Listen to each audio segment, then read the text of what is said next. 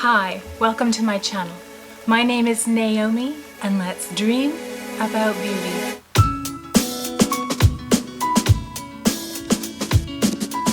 In today's video, I will be doing the eyeshadow palette tag created by Samantha and Allie Glines.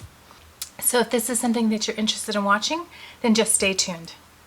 Okay, so the first question asks, what is your newest palette? And my newest palette I don't actually have yet. My newest palette I ordered from Sephora on launch day, which was, I believe, May 14th. And so I'm still waiting for it. I'll show you a picture of what it looks like. This is the Norvina Pro Pigment Volume 4. And the reason why I bought it, I don't own any of the other Pro Pigment palettes by Norvina, but I bought this one because it really spoke to me with a combination of neutrals and colorful tones. I thought that this is something I could get a lot of use out of. So I'm excited to receive it. But unfortunately, there's a lot of, the Canada Post system is very backed up right now, so it probably won't be receiving it for another couple of weeks. All right, so the next question asks, what is your oldest palette? So I had palettes like the Urban Decay Naked 1 and 3. I also had the Too Faced Natural Eyes, the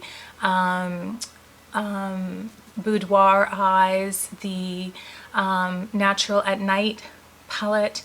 I had another one by Too Faced, but I have since decluttered and I've given most of those palettes away to my mom, so I don't have them anymore. So out of my current collection, the oldest palette I have is the Too Faced Peach, Sweet Peach palette, and this is what it looks like. And I used this quite a bit when I first got it. For quite a while it was my only palette that I had, so I got a lot of use out of it. You can see that I've hit pan in this particular shade called Peaches and Cream. So that's the Too Faced Sweet Peach. Alright, so the next question asks, what is your most expensive palette? My most expensive palette, I have two of them that are the same price. This is the Pat McGrath Mothership 1 Subliminal. And I bought this with one of the gift cards that I got when I turned in my 2,500 points. And this is what she looks like. And in Canada, this will set you back $170. My other palette that is equally expensive and costs the same amount is the All Neutral Natasha Denona Biba palette. And this one is $170.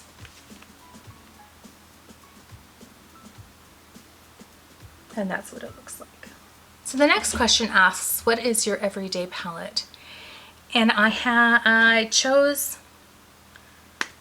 the Going Coconuts palette for this one. I think that it's a combination of shimmers, mattes, and it's cool toned, which is my preference. So this is something I could use happily every day. The next question asks, what is your most colorful palette? My most colorful palette, well, I have several colorful palettes, but the one that really makes me think colorful is the 25L Artistry palette. This is the Live in Color palette by Morphe. This is my most colorful palette.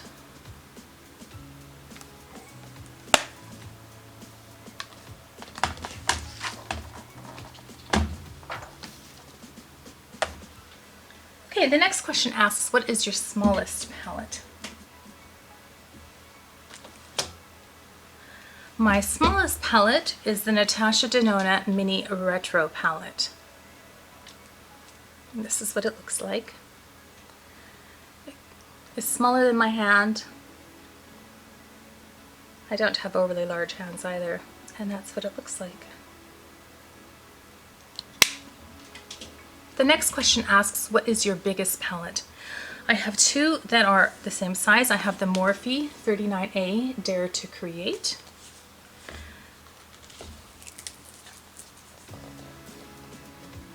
And that's what it looks like. I remember I bought this, it must have been over 2 years ago.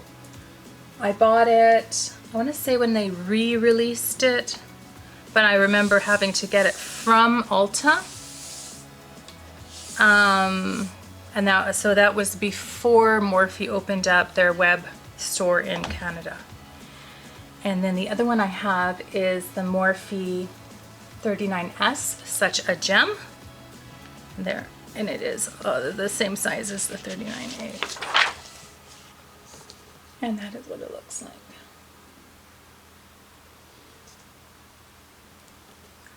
I don't have very many Morphe palettes left. I depotted 3 of them and kept the shades that I wanted out of them. The rest of them I got rid of. Okay, so the next question asks, what is the palette you have the best memory with? And that would be the ColourPop Blush Crush. I bought this when I was in Vegas with my daughter. My husband and I, so my husband plays pool, and we were supposed to go to Vegas. Unfortunately, work made it so that he was unable to travel, and so since it was going to be my daughter's 18th birthday, we decided to go, her and I, instead. And unfortunately, our trip was cut short by the pandemic, but while we were there, we had such a great time. We're very super close, but we really bonded. And so for her birthday, I took her to Ulta where she could have a shopping spree, and it was the best day, and I bought this for myself. But watching her wandering around in Ulta, which is, if you live in Canada, going to Ulta is like kind of a special thing because we don't have that store here. So to watch her going around and picking out some makeup and hair stuff, it was just a really special day for her and I. So that's why I'm choosing this one to have the best memory with. So the next question asks, what palette do you think was worth the hype? And the palette that I chose is the Paulina palette. Almost every YouTuber that I watch has this palette. This is by Blush Tribe, and it's a collab with Hooda Beauty, or Paulina, and this is what it looks like. And it is just beautiful. This shade right here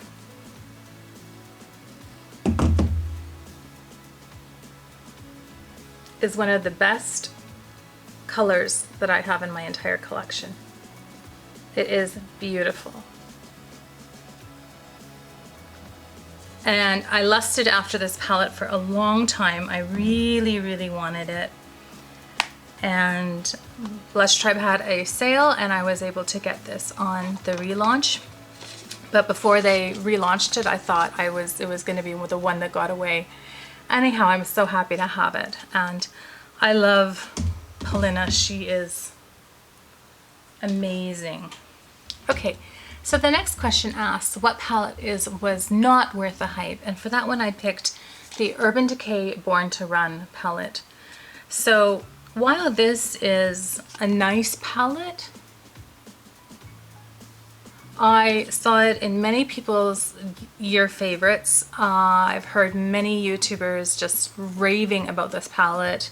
It was in favorites lists, most loved lists, and I personally don't really get it. Like, I like it, but if I was to be traveling, I don't think this is the one I would bring. And I guess maybe the reason is, and it's a personal reason, is just because it doesn't have the cool tones that I like. I mean, yes, it has a blues and greens and a gray and a black, but otherwise, I would have preferred, like, for transition, there's Riff, there's Baja, and there's Weekender. So you basically have only really 3 mattes that you could use as a transition color. Maybe Still Shot, which is quite peachy, you could use.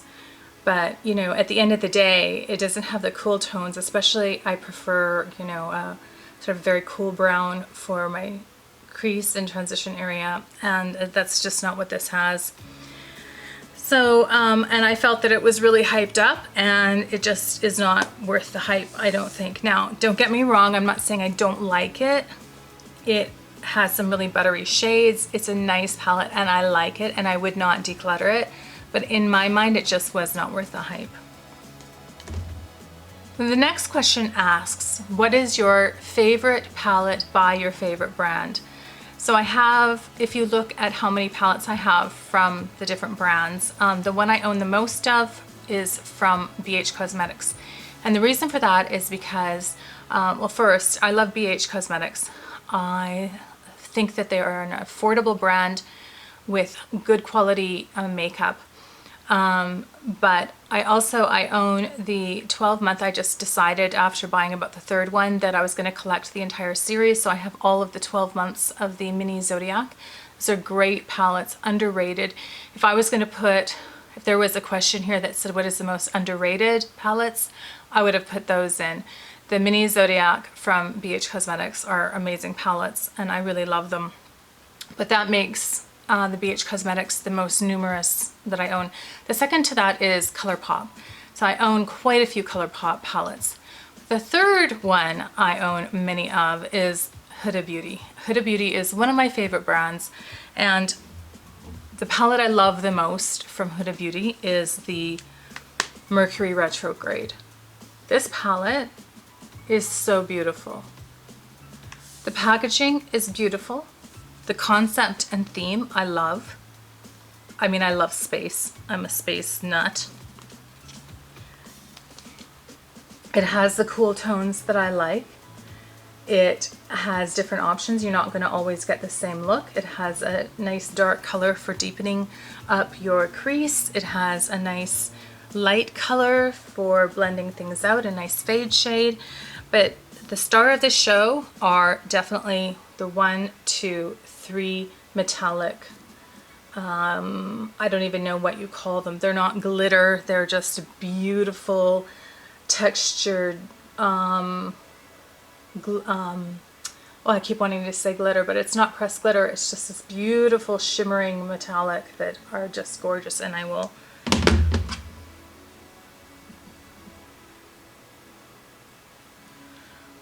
I mean, that color right here is one of my favorite colors. I love a silvery lilac is one of my favorite colors, and it's just absolutely gorgeous.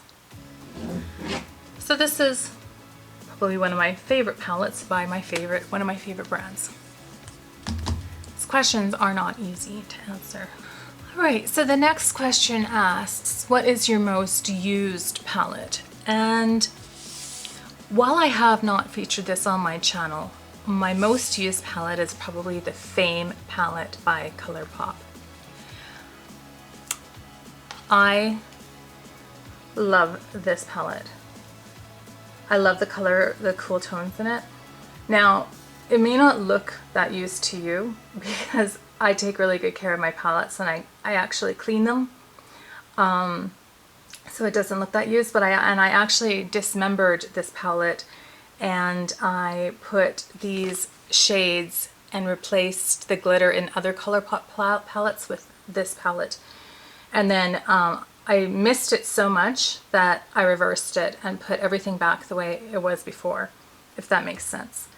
So while I have many palettes that I use a lot, and this is a difficult question for me to answer because I don't use a lot of my palettes all the time.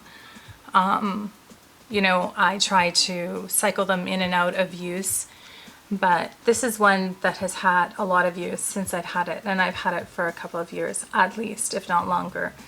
So yes, and I had this back when my collection was a lot smaller, so it got a lot of use then as well. So while it's hard, because I think to myself, you know, maybe I should change that answer because there are other ones that I use too, that was the one that came to mind first.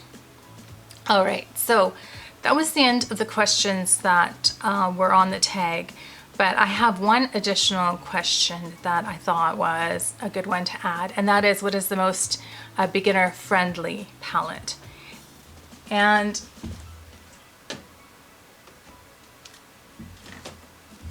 the most beginner-friendly palette that I have is the Tartist Pro Remix.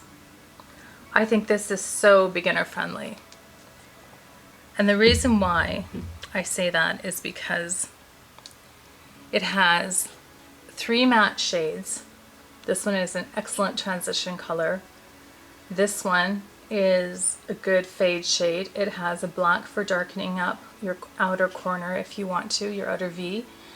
And then otherwise, it just has these beautiful metallics that you can put on your lid.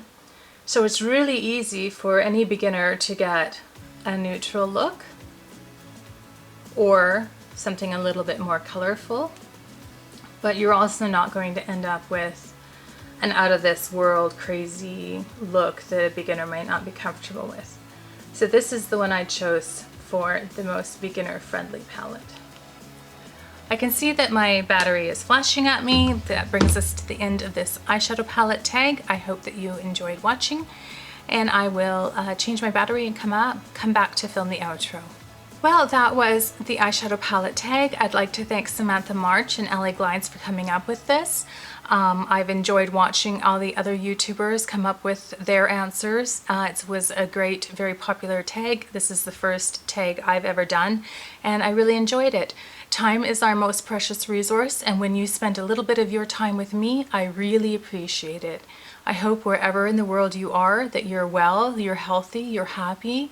I want to thank you for stopping by and checking out my content.